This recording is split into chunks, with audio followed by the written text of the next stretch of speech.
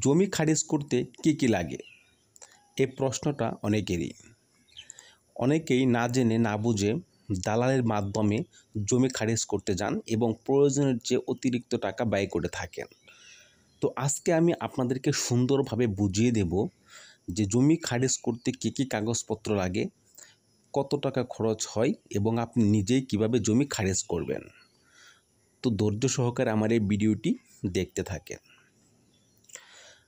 জমি খারিজ করতে কত টাকা লাগে? আসলে জমি খারিজ করতে ফি লাগে 1170 টাকা, কিন্তু প্রকৃতপক্ষে আসলে আপনি 1170 টাকায় খারিজ করতে পারবেন না। এর জন্য আপনাকে 5 থেকে 7,000 টাকা খরচ করতে হবে। কিন্তু আপনি যদি নিজের জমি নিজে খারিজ না করে অন্য কারো মাধ্যমে খারিজ করতে যান, যারা এই বিষয়ে একটু বিজ্ঞ, এই বিষয়গুলো নিয়ে কাজ করে, তাদের কাছে গেলে কিন্তু এর ছাড়াও অতিরিক্ত অনেক টাকা চাবে। কেননা তারা নানাভাবে নানা খরচ আপনার কাছে উপস্থাপন করে আপনার কাছ থেকে টাকা বাড়িয়ে নেবে। তো আপনার জমির খারিজ আপনি নিজেই করতে পারেন, অন্য কারো মাধ্যম না হয়ে।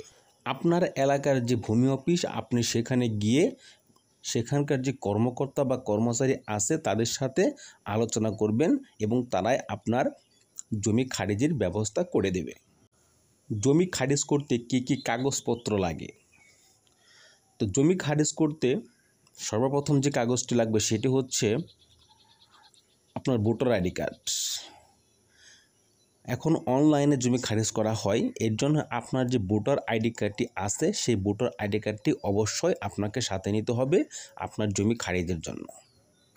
তো এখানে আর একটু কথা বলে রাখি যে আপনার এ ধরনের সমস্যা বাংলাদেশে অহরহ আছে যে ভোটার আইডি কার্ডে এক নাম এবং জমির দলিল বা খতিয়ানে আরেক নাম। সেক্ষেত্রে কী করবে? সেক্ষেত্রে অবশ্যই আপনার ইউনিয়ন অথবা পৌরসভার অফিস থেকে একটি প্রত্যয়নপত্র নিতে হবে নামের ওপরে, এবং সেটি নিয়ে আপনাকে অবশ্যই জমি খারিজ করার জন্য যেতে হবে ভোটার আইডি কার্ড সহ।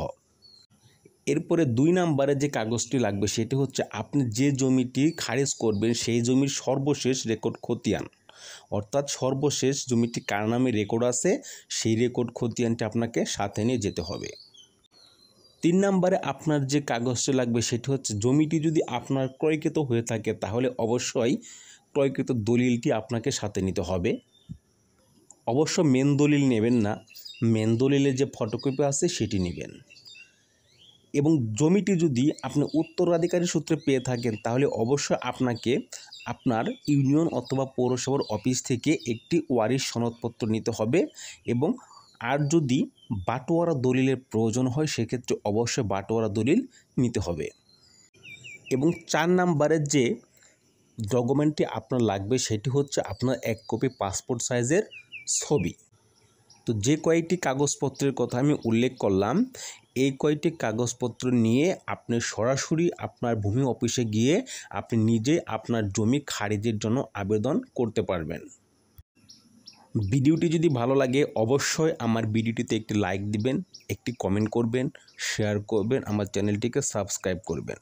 আজকে এ পর্যন্ত, দেখা হবে পরবর্তীতে নতুন আরেকটা ভিডিও নিয়ে। ততক্ষণ পর্যন্ত সবাই ভালো থাকেন। আল্লাহ হাফেজ।